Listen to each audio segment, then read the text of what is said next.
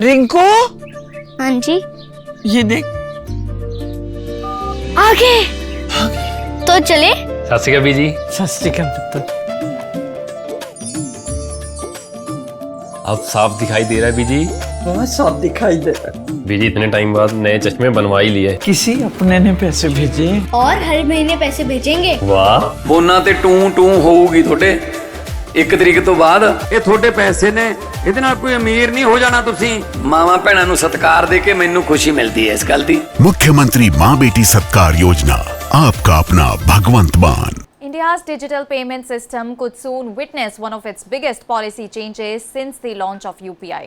The central government has introduced amendments to the Payment and Settlement Systems Act in Parliament, creating a legal framework that could allow the introduction of a merchant discount rate, also known as MDR, on certain UPI transactions in the near future.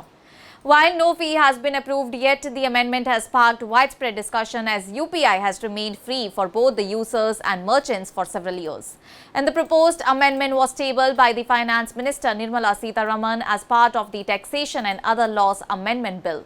Government officials have clarified that the move does not immediately impose any charges. Instead, it simply removes the legal restriction that currently prevents banks and payment service providers from levying merchant discount rate on digital payment modes, allowing the government to introduce such a fee later if required.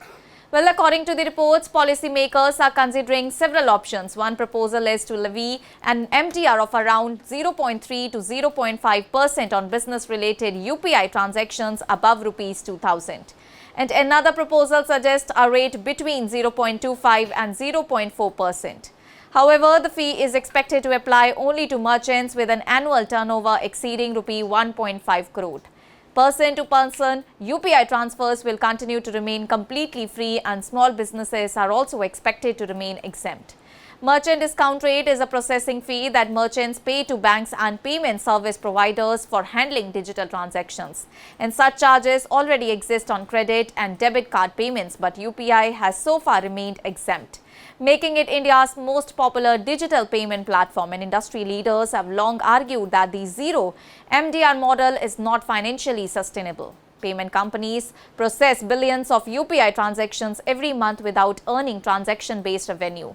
They believe that introducing a limited merchant discount rate on high-value commercial transactions would help fund technology, upgrade, strengthen payment infrastructure, improve cybersecurity, and support the continued expansion of India's digital payments ecosystem.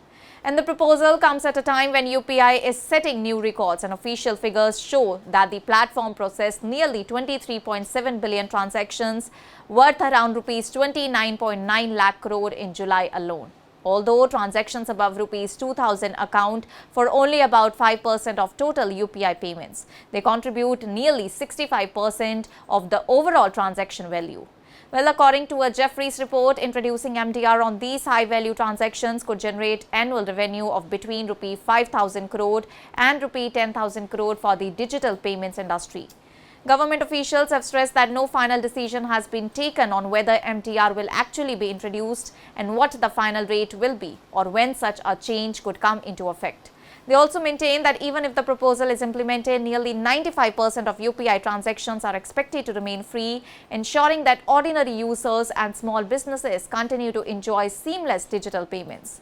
But for now, UPI remains completely free, but the amendment introduced in the Parliament marks an important step that could shape the future of India's digital payment ecosystem. That's all for now. Stay tuned to the Savera for more updates. Do like, comment and subscribe to the channel.